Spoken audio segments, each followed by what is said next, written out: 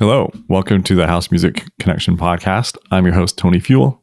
Each week we have conversations with a different artist to share industry insights. We'll talk about personal stories and some challenges and some successes so that we can all learn from each other and ultimately feel more connected to one another as a house music community. In this week's episode, we get to connect with Jackman Jones. His real name is Tyrone. Tyrone hails from Toronto, Canada, and we'll talk about the scene there. We'll also talk about how Tyrone got into house music a little bit later in life than a lot of us did. But at that point, he decided that he would transition from being an open format DJ to becoming a house music artist. So he's over the last few years, he has released quite a few productions, and he has no plans of slowing down anytime soon. So, with that and with no further ado, let's get into the conversation so we can hear more about his story. How's it going? I'm good. I'm Yeah, good. Just real busy. Doing real good. yeah. It's good to have you on the call. Well, I'm always up for interviews or anything like that. So whenever I get the chance to do it, I love doing these things. Cool. Nice. All right. So you're from Toronto. For listeners who may not know, can you give a little bit of a 1 minute kind of rundown of you and who you are and why you in house music? Yeah, all that stuff. Real briefly. Okay. So I'll go back to when I first started. I started in 2010. Very late into my life. A lot of people, they started in their teens or in their 20s. I started when I was 40 years old. I'm now 52. I'm going to turn 53 next year. And this is like my 13th, 14th year as a DJ. Probably another, I think 6 or 7 years as a producer. But the last 3, I've really been focusing on that, especially during the pandemic. Originally born in Montreal, but we moved around a lot, moved out west. And then I was in Ottawa for 17 years. And in 2001, I came here in Toronto, and I haven't looked back ever since. Best move I ever made, by the way. And when I first started as a DJ, I used to go by Mr. T-Dot, and that was a name that my friend and I came up with. And I was doing mostly like called open format. So it's like different genres, just so that I could, figure out how to mix and all this stuff. I really wanted to have that experience. Like I can go, okay, I can do reggaeton here. I can do hip hop here. I can do classical music here, or I can do this here or whatever. I just really want to be versatile. I've always, I would say I've been a house head, but I think, I really got back in the house in 2005 when I heard Lola's Theme by Shapeshifters. I really got back into that, and I started really listening to a lot of their house, but I was still listening to hip hop, R&B, and all that kinds of stuff. It wasn't until 2020 is when I really got into doing the house thing, and it's because I'm finding, and I don't know if you may find this or not, but I found at the time, and even now today, a lot of the top 40 music I'm just not liking anymore. A lot of hip hop, R&B, it's not the same as it used to be. It's more, I wouldn't say manufactured, but it's not natural, authentic. You know what I'm saying? Like, even though hip hop is mostly samples, right? But now it's more auto-tune now. You know what I'm talking about? You think so? Yeah. Auto-tune, a lot more technology. I don't mind technology. Don't get me wrong, but when it's the same, I hear the same thing over and over again.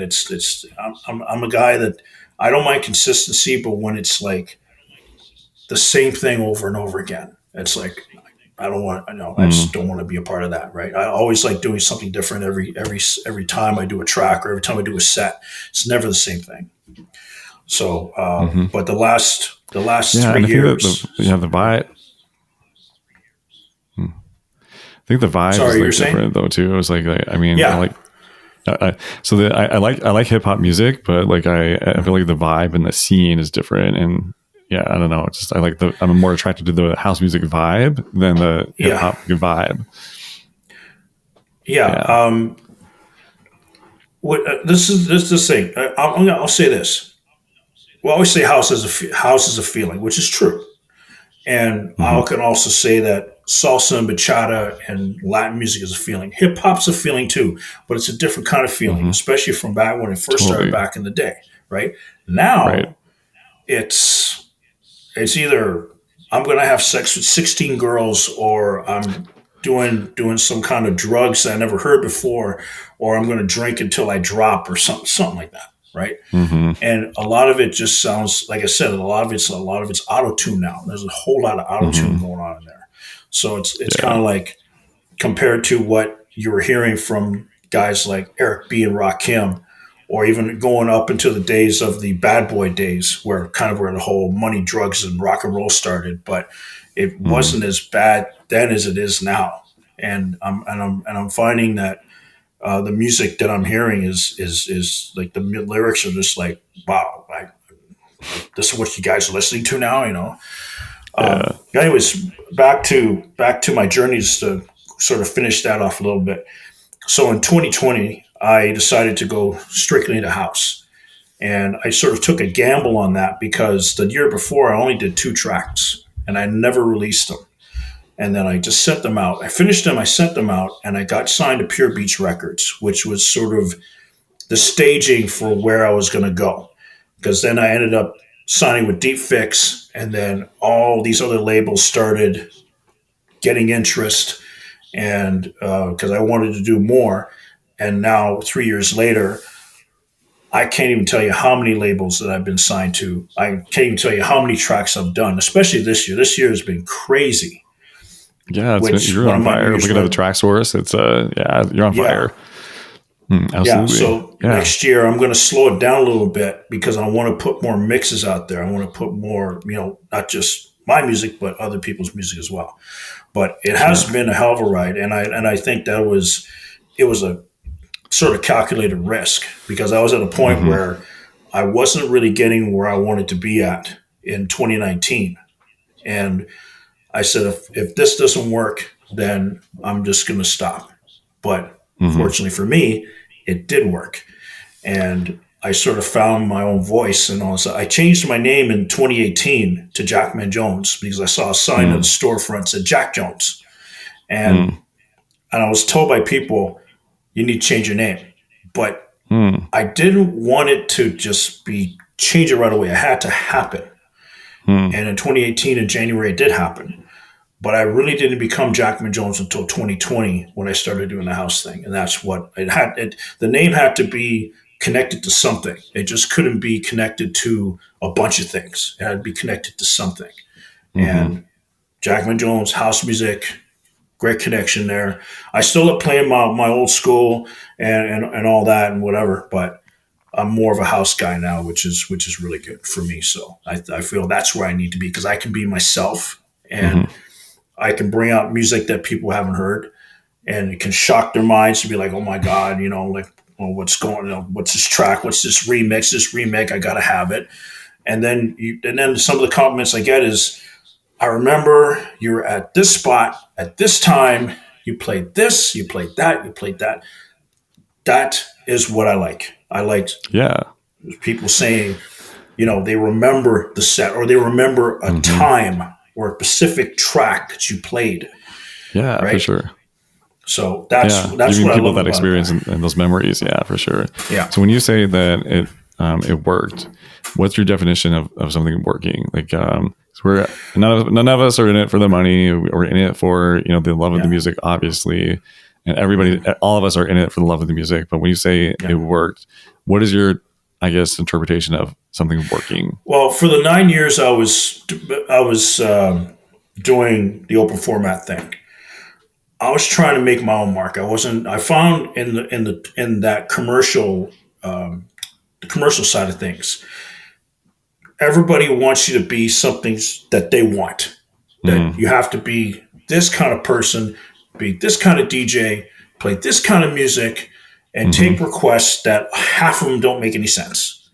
Right. And I just had enough, because I wasn't being me. I'm more of a give and take kind of person. Okay, let me do this. And if you want me to play this, I'll put that in. I'll give you that. But let me do this for you as well. Right? Right. It's not I know that we're supposed to play for crowds, and that's fine. But and this is where people are going to get shocked when I say this. I don't do that anymore. I Mm-hmm. play music to shock your mind. That's what Mm-hmm. I do. Something Sure. you didn't know you wanted to hear. And I'm finding a lot of top 40 days now, they're just throwing music out there just to fill a dance floor. They're not even Mm-hmm. taking the time to say, I got 100 tracks. Let's see what I can put together to make an amazing set that people are going to remember. Because I see this all the time where they're Right. just throwing music out there because they got the bar wants to get a certain amount at night, every night, and they want Mm-hmm. people getting drunk and all this stuff. That's what I'm all about. I'm all about creating Mm-hmm. that musical experience that you're going to remember for years to come. That's what I do, right? Whether you There you didn't want go. to hear the music or not. I don't, Yeah. like I said, requests, fine, as long as it goes with what I'm doing, right? Mm-hmm. Because we could sit here for 2 hours and talk about the crazy requests that we've gotten, Right. which we're not going to do. Like, But can for you play this one? me, it's a People will come up to you literally and say, "Can you play this from my phone?" Like, thank you. if you're doing mainstream, That's one of So them. yeah, I yeah, mean, it's we could crazy. probably write an entire book of Mm-hmm. the worst requests ever done. But Mm-hmm. for me, it's not like I'm against the people. I just want you to listen to something that you didn't know you didn't want to hear. Right? Right. It just comes right out of the blue. You're shocked by it. Because that was the experience that I always got with DJs back in the day. Whether it was a hip hop set, or whether it was a house set, or it was an R&B set, you could hear a remix of a song you liked. Oh my goodness! And I went up to DJ. I went, "What's this remix?" And they would tell me, "Oh yeah, okay, now I don't have to go get it." Right? That's the thing. And I get Mm-hmm. compliments not just from people who are there, but from DJs as well. It's like, oh my God, I never heard this remake or this remix before. And I have stuff that I found on the internet or whatever, whether it's a bootleg remix or whatever, like, oh my God, I got to put this in my set. And I'm like, yeah, here you go. Right. Mm-hmm. It's those kind of things that, that make me want to do more instead of For just me sure. being a Mm-hmm. jukebox. Right. Yeah. Well, if you want me to be a jukebox, then start putting money in the jukebox, and I'll Right. have no Totally. problem doing that. But I'm not. We're not jukeboxes. That's the thing, Right. right? For sure. We're DJs. We're the ones that bring you the music. So let us do what we do, and then if you have a request that goes with whatever, Mm-hmm. sure, no problem, right? So that's kind of where my philosophy is, and that's why I made that switch because now I can be me and I can do what I want to do and be able to, not shock the system, but just give the people a music experience they never heard of before. Absolutely. Yeah. Cool. So we're gonna switch gears a little bit. So you recently went to the UK. Was that your first Yes, time? yes, it was. Yeah. And so how was that trip? Tell us about that. Um, okay. First of all, it wasn't really well planned Hmm. because there were a few obstacles in the way and stuff like that. But I got to meet a number of people that I had been following in the UK, and I've worked with a lot of artists from the UK as well. The scene down there is very diverse. You Hmm. have you have your soulful music on one side, you got your garage and UKG on the other side, and you got your jacking. Um, they got their own tech and techno side of things and what have you. Um, I went to see Hansel and Gretel play at a tech thing, an all day tech Hmm. thing, and the people were just loving the music and having fun and all that. So we kind of have that here, but it's a different vibe when you go to a Toronto event versus a UK event. It's completely different. Hmm. But the one thing that I've been told, even from that guy, I got to meet Hansel and Gretel because I've been following Hansel and Gretel for a long, long time. I even had them uh, when I was doing the pandemic. I had a show called the Mac Jones Broadcast, and I would put DJs on their live on a live stream on Mixcloud Live, and they were one, and they did they play all kinds of different house, but it's the way they do it. And it's the same thing. They play music that shocks everybody, right? Hmm. And very very nice ladies, and I think they had the best set there. But unfortunately, they went on I think second out of Hmm. like 10 or 15 DJs that were supposed to be there. Wow. Not a big fan of that, just to let you know. I think less is more as far as I'm concerned. But I agree. But they were telling me that there's a lot of female DJs in the UK. Apparently there's some kind of a jealousy going on because a lot of female DJs right now are killing in the UK. And it's forcing the guys to step their game up, and that's why a lot of these these ladies are starting to be the first or second ones. And there's a lot of great female DJs. Like I can name a few: MJ, Lindsay Ward, Nushi D, Shiloh, Hansel and Gretel, Miss Ray, and there's a number of others that I can name. And they're doing extremely well. And there's even an event called Queens that Anna C puts on, I think, once every 3 months, and she puts these female DJs, it's all female DJs, and they just kill it, right? But it's not because they're females, because they're doing what they love to do. And if the guys are starting to slip, then maybe it's time for them to to get themselves to that level, right? But this is the way I see it. There should never be any jealousy. There should never be any competition between DJs, because we're all in this for the music, right? Right. Our only competition really is ourselves, right? Like we can compare. The only thing we should really be comparing ourselves to is like who we were yesterday, who we want to be tomorrow. Right. That's right. Every time I do a set, I always think when I go home, okay, what can I do next? Or what can I do better? Right. You're only as good as your last set, or you're only as good as your last track. Never, ever sit on that same level or your laurels. Always see if you can go higher up, even if it's just a little bit. Right, for sure. So constant improvement, yeah, for sure. Yeah, absolutely. Cool. So anything more about the UK that you want to share? Well, I rode the tube, and the tube is nice, but it's long as hell. And it's massive compared to Toronto's 3 lines. There's like 14 lines in the UK, but they go all over the place, and their train network is unbelievably extensive. Like they go all over the place.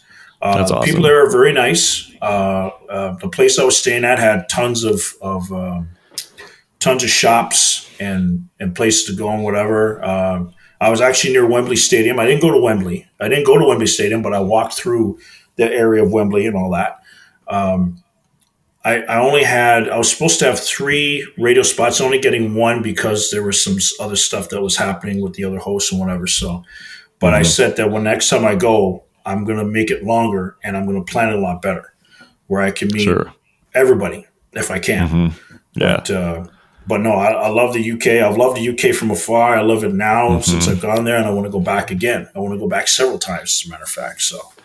Yeah, I mean, being in North America and being into dance music, I've been into dance music for as long as I can remember. I mean, from my teen years, and I've always had this romanticized view of the UK being kind of like this dance music mecca, and it being a lot more accepted over there than it is in North America. And I mean, until EDM came along, that was the case anyway. But and I wouldn't necessarily even say that EDM is really my thing anyway. So yeah, but I mean, yeah, I've always had this romanticized view of the UK being kind of like this promised land for dance music, and especially underground dance music and different genres and whatnot. So I don't know. I have not been yet to the UK, but I need to get there. Yeah, no, seriously, yeah. I think it still is the mecca to a certain extent for certain things. And there has been a lot of great dance music that come out of the UK, and not just the UK, but from Italy, from France, from Germany,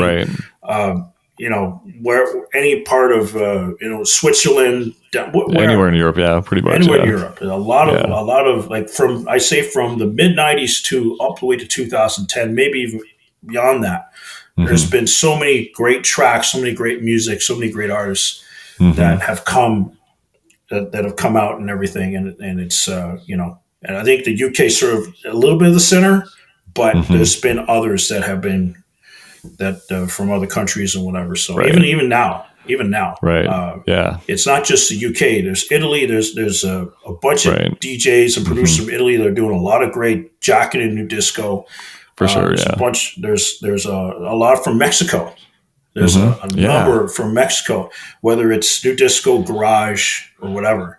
And also another country that's really blown up is South Africa. Yeah, for sure. Like from not just the Afro beats, but just soulful house and deep house and what have you. There's been a lot of we can name Vanessa Jackson right there. Right. Yeah, I've worked with her. I think you did the remix for the track, the only track I did with her, and which, by the way, was well received. And I thank you for that. Awesome, good to hear. Yeah, and no problem. And she's worked with, and she's worked with everybody, like everybody and anybody and everybody I know. And every one of her tracks is charted or has been played anywhere. So she's doing extremely well. And the thing is, she's so humble. She's so nice. Last year, she actually sent me a happy birthday song. So I thank her for that, by the way. So very cool. Nice. That was awfully nice of her. I will eventually work with her, but just right now, my musical things are shifting towards another way right now. So, but Vanessa Jackson, another guy is Miguel Scott is another one that's doing very well in the deep and soulful genres right now. And there's a few others too. Right. And, absolutely. There's quite a few. All over Europe and the world now. So that's awesome. Yes. Yeah. I love, gotta love globalization and how we can all just like connect now in a way that we weren't always able to, so. Yeah. I mean, I'm able to work with the way social media and all these, retransfer and all these programs work now. You can connect with anybody like we're doing right here. You're in Minnesota. I'm in Toronto. So it's like, hey, we can do this type of thing, Fun fact, one thing about it is kind of random, but like I recently, actually a few years ago, I learned that Minneapolis is actually more north than Toronto is. You can believe that. Oh, really? Yeah. That's a fun fact. So, so it gets cold here. Definitely, it gets really cold here. Yeah. All right, cool. So let's talk a little bit about mixtapes. So you have a lot of you've done a lot of mixes. You've done different mix series and whatnot. Yes. So I guess you kind of pivoted from time to time with the branding and like the vibe of your mixes. What are some of the factors that come into play when you choose to change directions with your mixtapes or your mix series? I think it's more how I'm feeling, to be honest. Sure. I'll put it this way. 2 years ago, there's a place I play here in Toronto once a month called Free Play. And it's a retro arcade bar. And it's my favorite place to play. But I can go ahead and I can play some R&B, and then I can throw in some like top 40 from like 10 years ago and some old school, and then put a little house into it and then put some new disco. My partner and I, we did something based on the movie Saturday Night Fever, which is disco. So we put disco house, new disco remixes, the whole nine. Place was packed. And we had people dressed in disco outfits and everything too. It was amazing. Nice. That's fun. And that was something she had never done. Because she's also a house, does more house than I do. But it was something that she had, and she's an amazing DJ. Big up to Melanie Sutherland right now, so just want to put her name out there. But it was something that we did, and then going home, I'm like, you know what? Maybe I should start getting into this new disco and see what I can do. And I released my first bunch of tracks in 2023, did very well. And I've got 3 coming out in December, actually. 2 in NGB, 1 with Stardate and KB. So I'm still going on that front as well. So it's kind of based on how I'm feeling. It's not really a trend or anything like that, but it's just like I'm sort of getting away from soulful and deep because I'm feeling that. And no offense to any of the soulful and deep house artists and everything, but I'm finding a lot of it starting to get to be the same thing.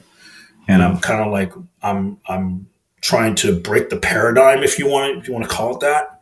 I'm not trying to be the same thing as everybody else. And that's sort of a bit of a gripe I have, especially with labels. They want the same sound. And like, why don't you just widen a little bit and just see where it goes from there, right? but that's some people. Some people like saying the same thing, which is fine. But well, I think that listeners and DJs, they kind of, I don't know if it's like quite this way as much as it used to be, but I mean, I don't know, like you know that if you see that something's on a certain label, you kind of know kind of what it's going to sound like and whatnot, and you kind of expect that. And I mean, even if so, I mean, I don't know. I think that in the older days when we didn't necessarily have everything online, like if we saw something that was released, if it wasn't in our local record store, a lot of times we could order it and know kind of what it was going to sound like. So I think that's part of it, but I don't know. Things have changed since then. So maybe you're onto something there with, labels maybe needing to be a little bit more experimental or a little bit more, a little not afraid to take risks from time to time, maybe. Yeah, exactly. Yeah. I mean, I took a risk in 2020 and look where I'm at right now. Sure. Right? It could have went the other way. And everybody would have said, no, screw him. I don't want to listen to his stuff. That didn't happen. Yeah. So I took a chance, and I'm not saying that everyone should take a chance all the time, but if you take a chance on somebody, it just might work. You never know, right? That's true. Yeah. So, yeah. And the beauty is that with the way the industry is that we can, if our sound doesn't really fit the label, a specific label, there are lots of other labels that are looking for content and looking for releases and whatnot. And so we have our pick. I mean, I don't mean it that way, but like there's different labels that we can send our demos to. And when I say like we have our pick, when I say we have our pick, I don't mean like it's on, like we're all that and the labels like are begging to come to us. I'm not trying to sound that like that. I'm just saying that like there's enough of a variety that we have choices now, so. Yeah. There's a lot of places you can go. It's not just one place or it's two or three. It's like dozens. And a lot of these labels are doing well too. Absolutely. That's the thing. Yeah, a lot of these labels are doing well.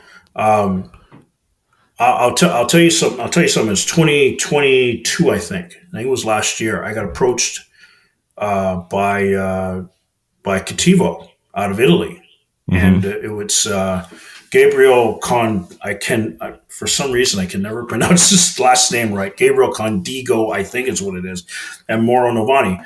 And they messaged me and says, "Hi, we just started this label, Cattivo. If you have any music, can you send it to us?" I said, "Sure." And I kind of felt nice to me that they had been noticing that I've been doing stuff. And you don't really hear that. Don't really see that a lot in labels. You don't see labels saying, "By the way, I love your music, and we're starting this. If you have any of this type of music, please send to us." You don't really see that, right? And I thought it was really nice of them. I've had a few others too, but Cattivo always stands on my mind because they were the first ones. And I have released a number. I thought the latest one I just released, which is called Right Now, which did very well. And that was an unusual one because that was more like a classic house sounding track. I started to get into that this year, and it did very well. And my plan was to release at least one track with them every year because they've been very good to me. Not to mention their album covers are amazing. They do great artwork and they're well organized and exactly. It's just like for sure. So they've been very good to me, and that's the first track that with Vanessa Jackson that you remixed as well. That was because the backstory behind that is I had tried to send to every Soulful House label, and they basically, one of the things they said, and this really got me, was that they didn't like the voice, which I'm thinking, excuse me, really? But then Cattivo got a hold of it, and they said, yes, we'd like to put it on. And there you go. And it did extremely well. So they took a chance on that, and it worked, right? I'm not saying it's going to work every time, but you just never know unless you do it, right? I'm not saying if you think you're going to jump off a bridge and you're going to live, probably not the best idea to do that. But if you take a chance on an artist, exactly. But if you take a chance on an artist, I say 60 to 70% of the time it's going to work, and that's a pretty big margin. But those guys always stands out in my mind because they were the first ones that approached me with that. And I'm always grateful for them. I'm grateful to all the labels I get signed to because they give me a shot. So For sure. So you talked about hosting events. You had that disco event and whatnot. So, and you were hosting parties before the pandemic, right? And then also, you've been hosting parties since the pandemic, since things have opened back up again, right? Mm-hmm. Okay. So, what is your? I guess how did the pandemic change your perspective of in-person events?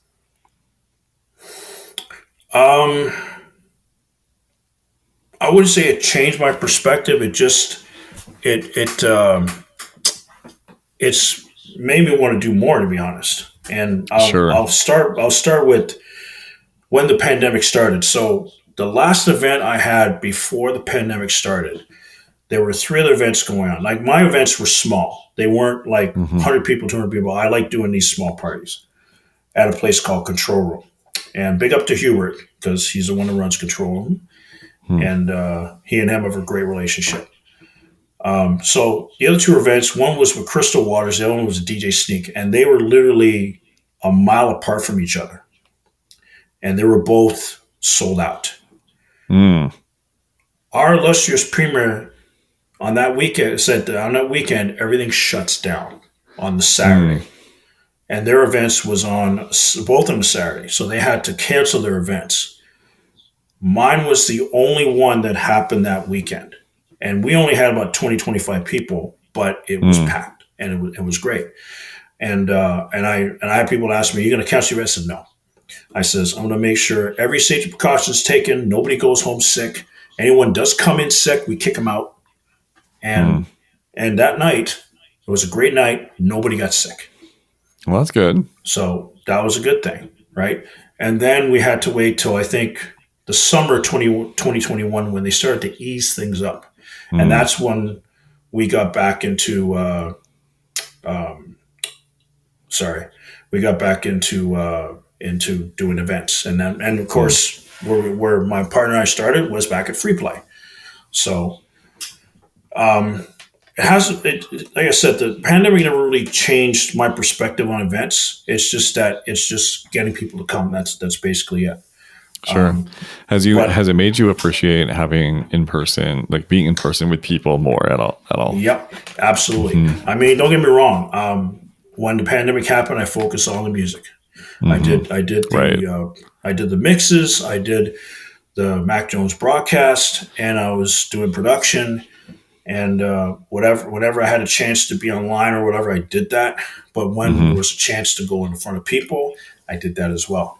So that was the only thing. It's like you can't really replace that live experience. You're just not able to do that with live stream.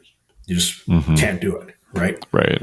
So I think when they sort of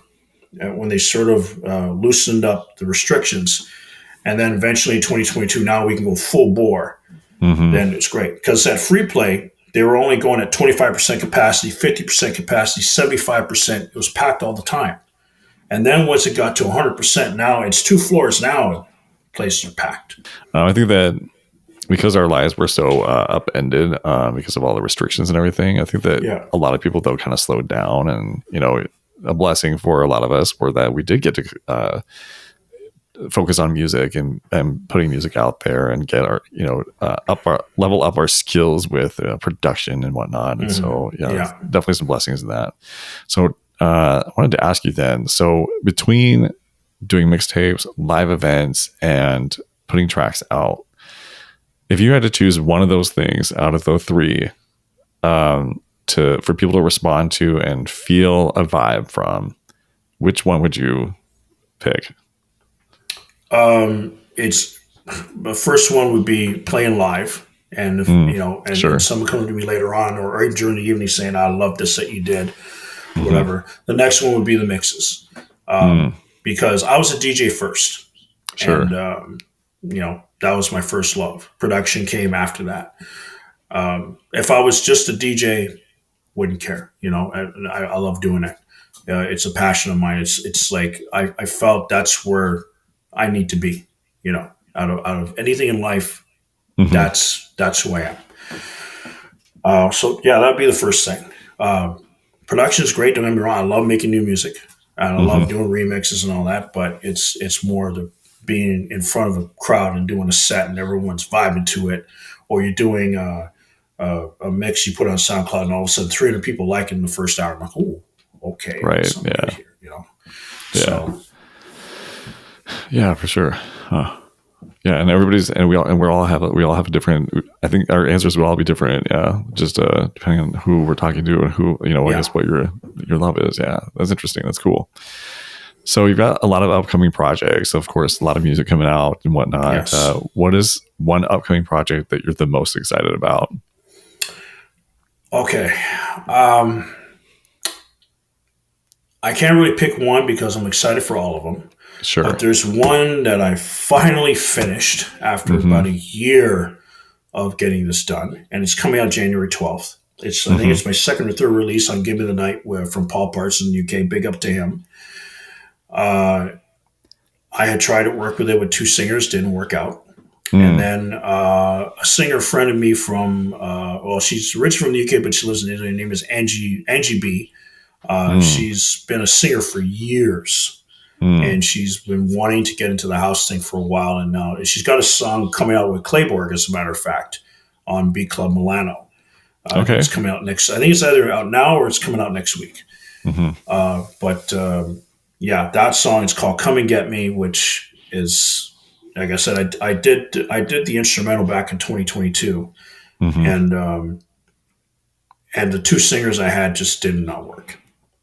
I won't mention what they are. Good people, but it just didn't work out.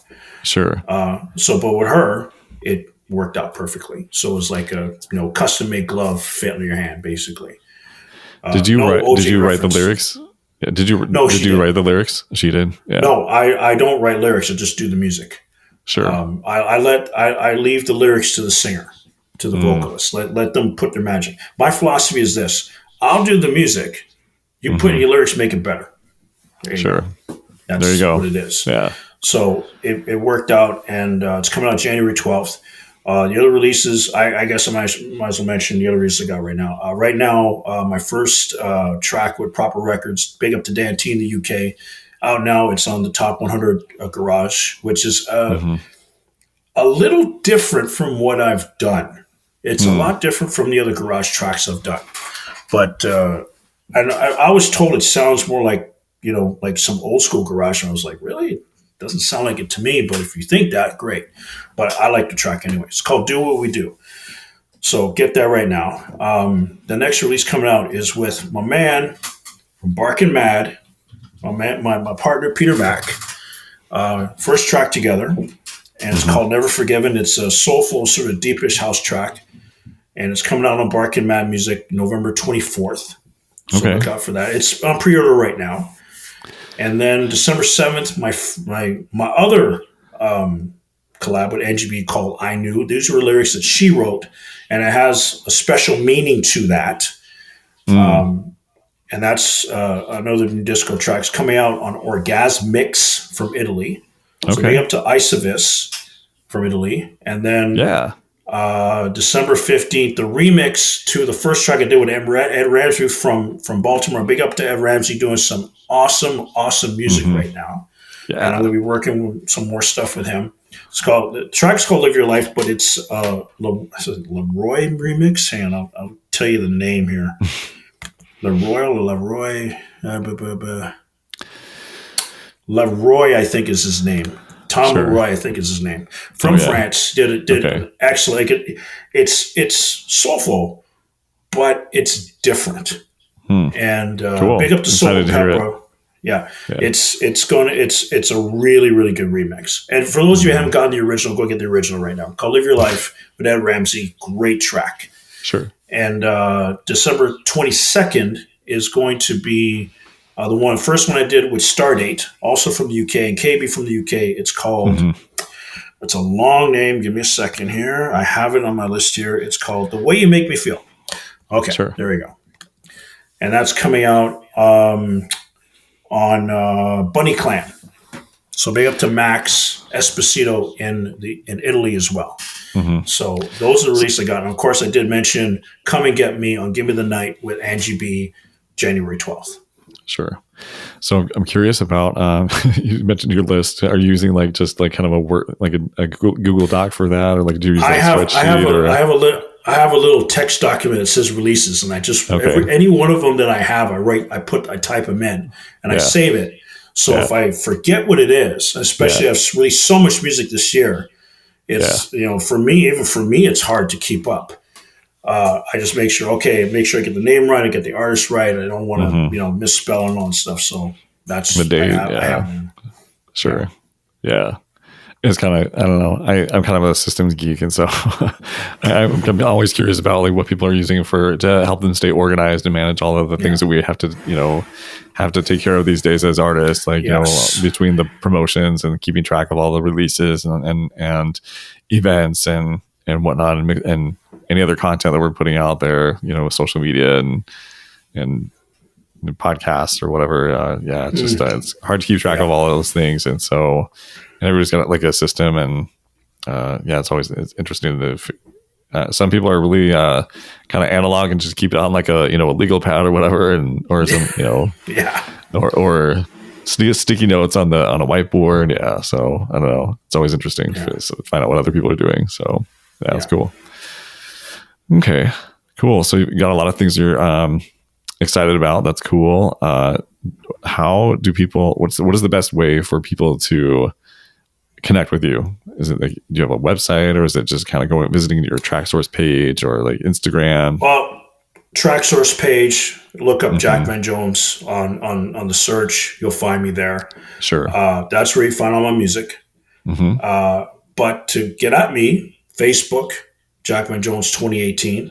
Instagram, Jackman Jones 2018. SoundCloud, all my mixes are on there. Well, not all of them. I do have a Mixcloud page I don't use anymore, but I'm going to be taking a lot of those and putting them on SoundCloud. I don't use Mixcloud anymore because for some reason I'm not getting a lot of traction on there. I get a lot more traction on SoundCloud. Right. So I'm going to be reactivating on Mixcloud just so that I can put a lot of my older mixes on there so that people can listen to stuff from like 2018. I was actually going through the other day. I was like, oh my God, I got all this stuff from my old shows and old mixes and everything. So, I'm just going to, put that on the SoundCloud now once a week. So I'm going to be doing that soon. But soundcloud.com/Jackman Jones 2018. And of course, 2018 is the name change. Sure. So that's another way you can reach me. I don't have a website. I'm not really. I did have one, but then I wasn't really paying attention to it because I had so much stuff going on, right? And it's a little hard because I do my own social media and all this stuff, whatever. Yeah. Whether I'm doing my events, mixes, music, I do all that, all me. It's all me. Whether it's on my phone or it's on my computer. I think a lot of us are in that boat. Yeah. Yeah. I think a lot of us are doing all the things. Yeah. Yeah. So website, I might consider going back into it. I might do it again. Never know. But for now, Facebook, Instagram, SoundCloud. And of course, if you want to check out my music, TrackSource is right there. Sure. I'll put those links in the show notes so that people can link to it directly from there.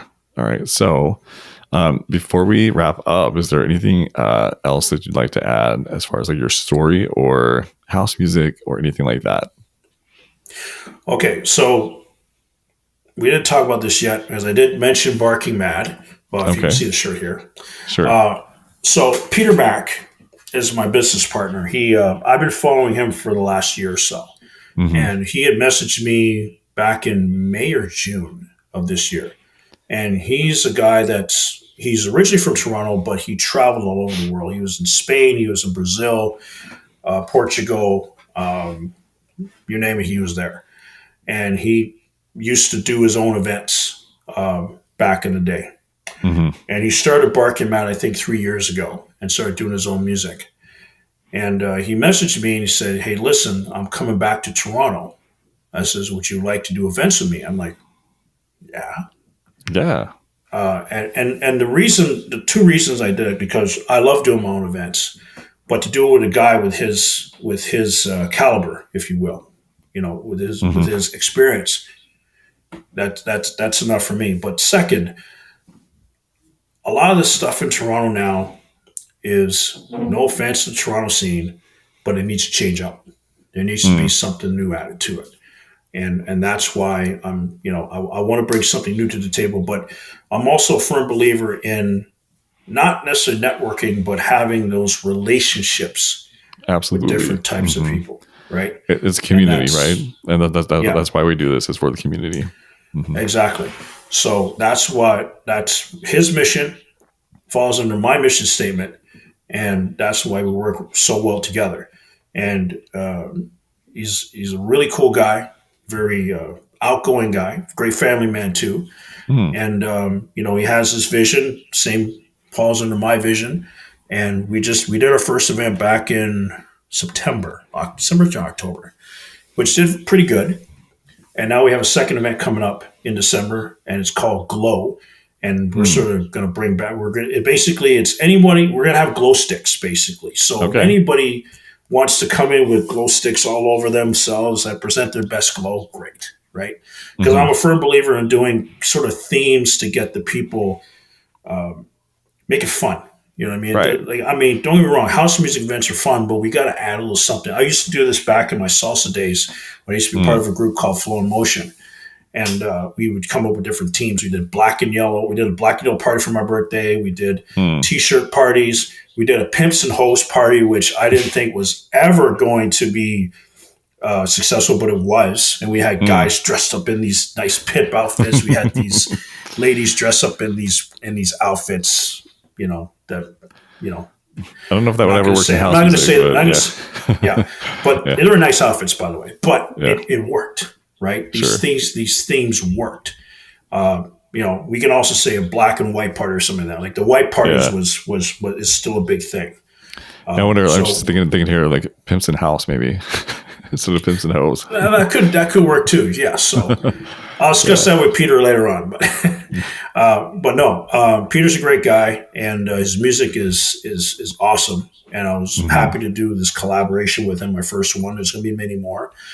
But we're really serious about getting this thing on the ground. We got plans, and not only that, not just to bring headliners, but different headliners that you don't normally see. Right? Just people like we want to bridge.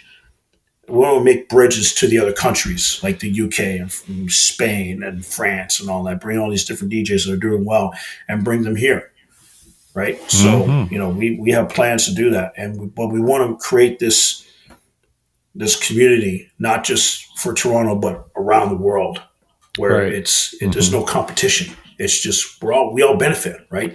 There's so many pies now. It's not just one pie. There's so many different pies, and everybody can have a piece of each and every one of them now.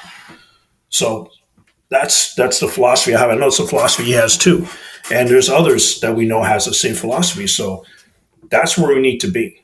Because if one person benefits, everyone benefits. So for example, if was it Black Coffee got nominated for a Grammy or something like that? Yeah. I think so. So did he win? I don't know if he won. I don't think he did. Did he? I don't know. I don't really pay attention enough to the Grammys to know, but yeah. Well, the example is if he did, then everyone benefits. Because it's like, that's true, yeah. First house producer to get a Grammy. Well, there's been some before, I think, yeah, but I don't know. Yeah, maybe not. So if someone reaches a historical pinnacle, then and it's the brand, or not the brand, but the genre that benefits, not just the person. Everyone benefits. Like, for sure.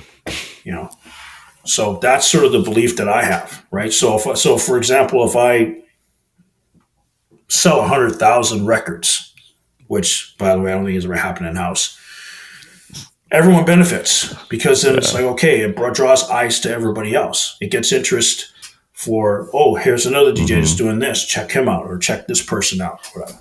That's the philosophy I have. It's not just based on Defected or Tour Room or Nervous Records.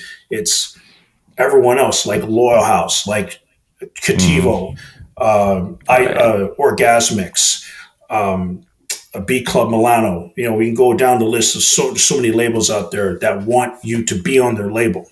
There's so many different opportunities, and we need to be presenting that instead of like trying just to who's number one or whatever. I'm just sick and tired of that now. Right. Like, it's not about who's number one. It's like it's not about number one. It's about everyone benefiting. So it's not like we don't like. Yeah, I'd love to bring Sam Divine in, right? Sam Divine's played here a number of times, but it's not all about Sam Divine. It's like there's other DJs that are just as good as her, right? That can do it, right? And I've met a number of them. Yeah, and I think they have more freedom. I think they have more freedom to play different music because, like, when Sam Divine comes in, she's representing Defected, and there's a certain playlist that she's kind of expected to play, like from both the listener side, and then I think also from like the business, Defected side as well. So I think that she's kind of limited to what she can play, and whereas like these other guys people can play a little bit more wider, wider repertoire. Exactly. Yeah. So yeah. And another sort of thing for me too is I'm beginning to meet a lot of these people that I used to listen to back in the day, right? Nick Fiorucci, I used to listen to back in the day. G Money, who's another legend in Toronto, I used to see him on Electric Circuits. Tricky Morera, Rob DeBoom. I just found out that a DJ from England, Love Precious, she was part of a group called Ladies First, and I used to watch their videos on BPM TV. I didn't even know it was her. And she just threw out the CD there. It says Ladies First. I'm like, wait a minute, I recognize that. And I just went and looked on YouTube. I'm like, wait a minute, I saw that years ago. And I'm friends with this. And I'm Facebook friend. I talked to her a few times and everything. So I'm like, wow. So that's a good thing. I'm getting to meet the people that I used to see back in the day. So that's really cool. That's a really cool thing for me. So awesome. Yeah. It was always cool to, just to connect with people and just to get to know people better and develop those relationships, like you said. So yeah, cool. All right. Is there anything else you want to I guess leave the listeners with? Well, I do want to say we're coming to the end of 2023, and I do want to thank everybody from everyone who supported my tracks, seeing me live, supporting the shows I've done, the mixes, all the DJs, all the singers I've worked with, everybody, labels. You guys are awesome. And I ain't done. I am not done by a long shot. And I've always said this, the music doesn't stop, and neither does Jackman Jones. I'm going to slow down a bit, but I'm still going. So, and I look forward to meeting more people in 2024 and beyond, and also maintain the relationships I have with everybody else. I feel I have maintained relationships with a lot of the people that I've met, whether virtually or in person over the years. So where I'm going to continue that. So, and I say to everybody, keep doing what you're doing, because the music out there just gets better and better every single time. So true. Keep putting out that music. Keep putting out music, because people need to hear this.